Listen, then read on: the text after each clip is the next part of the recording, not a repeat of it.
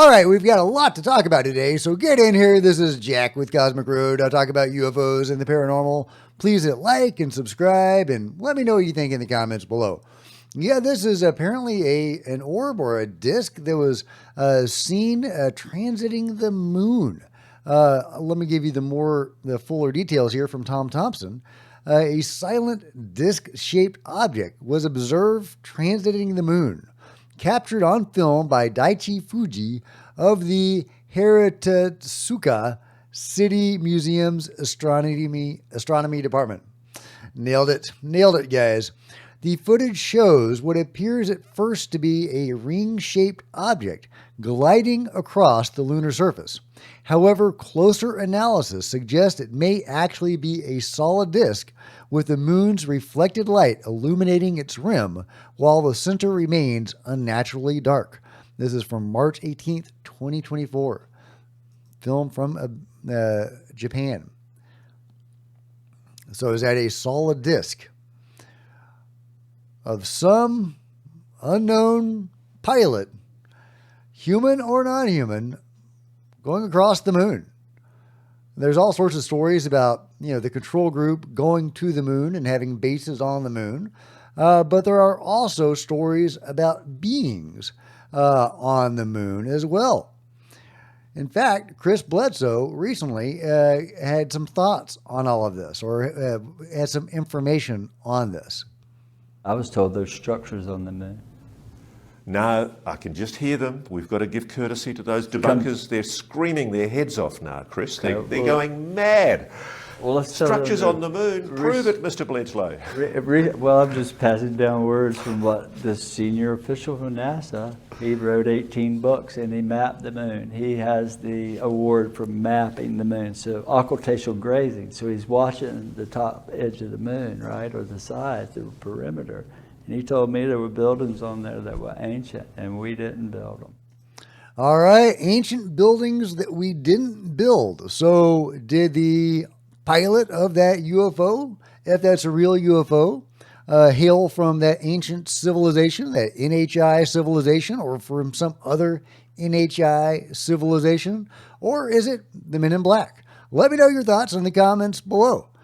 Chris Bledsoe also had some cool stuff to share. And by the way, I haven't seen the latest episode of Beyond Skinwalker Ranch yet, although I did just finish The Secret of Skinwalker Ranch, his newest episode. So I'll be talking about that in a moment. But from Chris Bledsoe, taken by the Beyond Skinwalker Ranch team with Emily, that's his daughter, and I in the Florida Everglades. Time for all the sleepy and skeptical to pay attention. Okay, all right. Well, let's see what you're talking about, Chris. Got this UFO making zigzagging motions. Very cool. Very cool. Yeah, it should have hooked up with John Bell while they were there of Florida Real UFO. Yeah, look at that. Yeah, some great captures. Wow. That's cool. That's really cool. I really like that zigzagging UFO. Definitely not a balloon. Definitely not a bug. Good stuff. Good stuff. Now, as for the Secret of Skinwalker Ranch's latest episode, really great stuff. They're mapping out the bubble that seems to exist around the triangle around that area and going up quite a ways into the air. They're mapping that out, learning some stuff about it, constantly getting interference from it. Whatever the phenomenon at Skinwalker Ranch is, it does not want them to study or get too much data on that bubble. They're also finding out other exciting things, like we now have a DNA study of the dire wolf. That's right, a season or two back, they found the carcass of what they believe might be a juvenile dire wolf. And they believe that because of the structure on its jaw, which only a dire wolf has. So I was wondering, I've been waiting for them to follow, up on that and give us some more information about that. Because if they drop a story thread, you kind of think it's, they learned there was nothing there, right? And there was nothing more to talk about. And they didn't want to look bad by circling back to it. Well, they did circle back to the dire wolf, and they did a genetic study on it, and they found that about 10% of the DNA of that wolf, or whatever the heck it was indeed wolf DNA, but it wasn't wolf DNA from the United States. It was wolf DNA from like Europe. So how did that get there, right? About 90% of that DNA was unknown wolf DNA. So are we talking direwolf DNA? What exactly are we talking about? And what does it mean that it was mixed with European wolves? Is this a hybrid? Is this just the way the phenomenon looks when you try to examine it? What are we dealing with? But it's super fascinating that they may have actually found the body of a direwolf, like a juvenile direwolf. Now, if you can study the DNA of a direwolf, does that mean that it is not a skinwalker, or something extra normal, something paranormal or alien?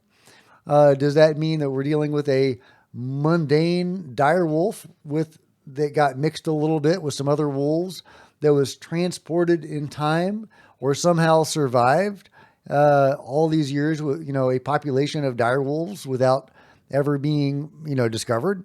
To me, that seems very unlikely. You can never discount time travel, unfortunately, which is why I hate time travel. But hey, it could exist. I mean, time travel does seem to exist. Unfortunately, the mechanism that these UFOs seem to operate by when they do leave this dimension or set of dimensions, once they get beyond, the fourth dimension, if we're saying that is time, then they can pop in and out of time whenever they want, which is really frustrating, trying to understand any of this if they can do that. Not to mention, if any of these were hostile and they had this technology, how can you, oppose a force that can, pop in and out of time? So don't like time travel, but it does seem to be a thing. So could the dire wolf that they may have discovered at Skinwalker Ranch be a result of transporting some animal outside of time and back into our modern era? Is it a population of dire wolves that has remained undiscovered? Or is this actually the body of a skinwalker or something like that? Something, non-mundane, something exotic that when studied, this is just what it looks like. It looks weird, but you can actually study it because it is flesh and blood. Let me know what you think, but that was just a super exciting, wild discovery at Skinwalker Ranch. Let's see what else we've got. Polarity Josh did a 2-hour special or stream on the Boogosphere going over historical examples of the of sphere sightings. And I think he says he began at 1887, right up until the Boogosphere. And you can see here all the timestamps that he has listed of various examples of sightings of similar or possibly similar type craft. So I love it. I will link to this, and you can go check out his live stream at your leisure. Meanwhile, Richard Dolan is talking about some interesting stuff. Here he is talking about alien bases and the implications if some of this stuff is true. And if that is true, so if alien bases are real, then the implications are staggering. Because it means this isn't, all of the UFO phenomena is not some series of isolated incidents. It's not just a few glimpses of strange lights in the sky. It would mean that this is an established physical presence operating in secrecy right here on Earth. Which brings us to the big question that's driving this video. What if it's all true? If UFOs are real and of non-human origin, if there are alien bases operating here, then what? So if there really are alien bases, structures maintained here on Earth by a non-human intelligence, then we are dealing with a situation that radically changes how we should view pretty much everything about our world. So if you have Yeah, it really does. Okay, that's not a great screenshot. Okay, but yeah, alien bases here on Earth potentially for a long time. He makes the great point of secrecy. If this is all real, then the beings have not wanted to announce themselves, which is really intriguing, and it can mean various things depending on where your mind is at. And maybe different races are doing the same thing for different reasons. Uh, David Jacobs, who's done amazing research on alien abductions, views it in a very sinister way. If it's clandestine, these beings' behavior is clandestine, then it must be hostile. But you could also very easily look at it in a different way. If it's clandestine and they haven't wanted to announce themselves, that could mean they have not wanted to impact our culture or our evolution as a race. So that could be a very good thing, is that they have enormous respect for us and our own destiny or our own evolution. It could also mean they're just indifferent to us and doing their own thing. But that does not seem to be the case based on the vast scale of the abduction phenomenon. They are heavily interested in us, at least the abducting races are. So let me know what you think about that. But I think those were some really interesting points from Richard Dolan. Meanwhile, Carl Nell is saying that the beings are here. And so what actually is this topic, right? And Ross and Lou also have alluded to this. Non-human intelligence exists. Non-human intelligence has been interacting with humanity on this planet. This interaction is ongoing and it's not new. Ongoing and not new. Yeah, we were just talking about how clandestine the phenomenon is. But they are interacting with humans all the time, sometimes at very high levels. The control group is definitely working with beings and has been working with beings. There may or may not have been meetings with presidents, not just in the U.S., but leaders around the world. There's evidence for that. But yeah, they interact with everyday people, contacts, abductions. Many people have long standing experiences with the beings, lifetime experiences with these beings. They even have relationships with various of these beings. But as a whole, the phenomenon does remain very secretive. Now, is that because they respect us, or because they're, trying to be secretive because they're sinister, or are different races varyingly, respecting us and sinister? Let me know what you think in the comments below. But Carl Nell, who is a, high-ranking dude who knows some stuff, saying that the beings have been here for a long time and that there is indeed interaction. Meanwhile, Mark von Rennenkamp continues to push back against the disinformation from Arrow and the Pentagon. Here he's talking about the USS Omaha incident, where we have this a lovely orb captured on camera by the military. And it's just a wonderful sighting. He says, Merrick says, but seriously, DOD Arrow, how does a spherical object move against strong winds and then descend slowly into the ocean? These orbs swarmed the Navy's most advanced warships for months in 2019, often 100 plus miles offshore. What the hell are they? They're not balloons, Merrick. They're not balloons. And that's a great point. They were encountering, the U.S. fleets were encountering these swarms of orbs, not the single object that we see in the video, but many, many of these things. What were they doing? And when we talk about orbs, are they in any way related to other spherical UFOs like the Boogosphere, or are they completely separate? I would love to know that. Let me know what you think. Is there a connection there? What are these things doing? Which is, I think, the critical question. They're, buzzing or swarming U.S. warships. They're flying around rural parts of South America and all over the world. With the warships, you can say maybe they're doing something, involving the warships in some way, whether that's surveillance or something else. But in these other sightings, what is the function of these vessels, of these craft.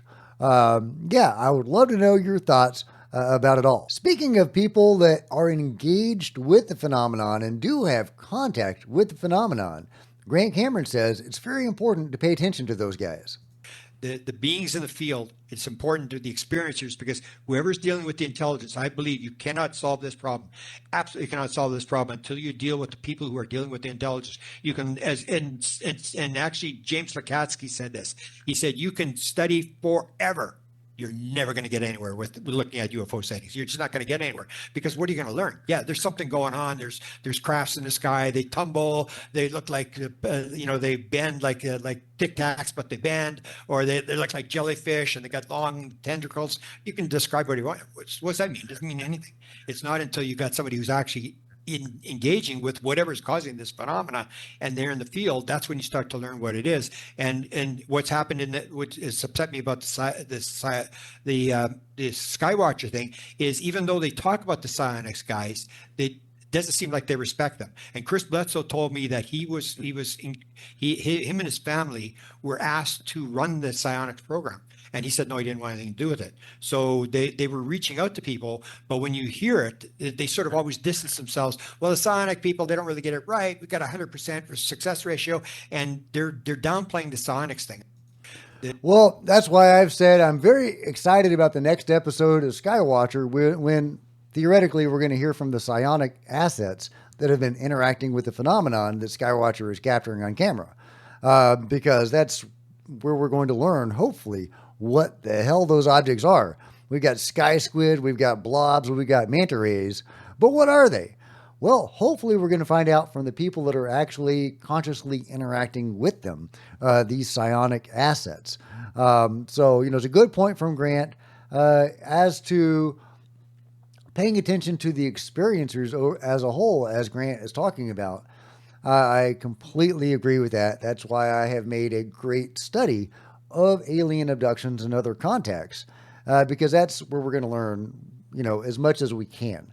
There is definitely seems to be a limit on how much we can learn and how much truth the beings are able to tell us.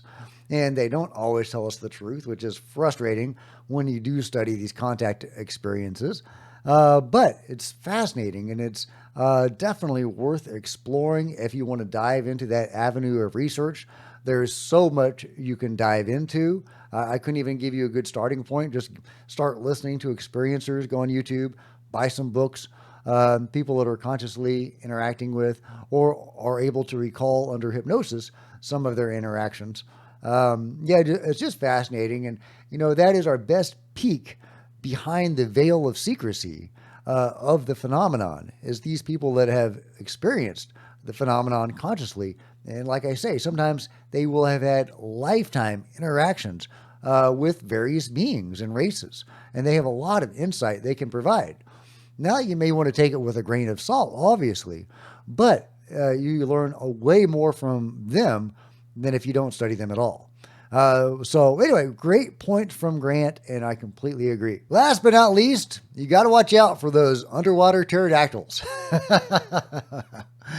Yeah, I'm sure it's just kelp or something, but doesn't it look like an underwater pterodactyl? I mean, it was like diving for some fish. I couldn't find any, and then it decided to go after a surfer. I don't know, guys. Let me know what you think about this awesome patch of kelp or prehistoric monster in the comments below, as well as everything else covered today. Like and subscribe. Hit the bell to be notified of future videos. You don't want to miss a thing. Join me on social media. There's Facebook and Twitter links below. Love to see you guys there. If you want to support Cosmic Road in a bigger way, consider grabbing a coffee mug or a t-shirt in the merch store, or you can become a channel member. Channel members are rock stars, and I really do appreciate you guys' support. Thank you. Also, channel members frequently get to see videos hours ahead of everybody else. Meanwhile, there are plenty of other videos on the channel, and I'll see you guys next time. This is Jack with Cosmic Road, signing out.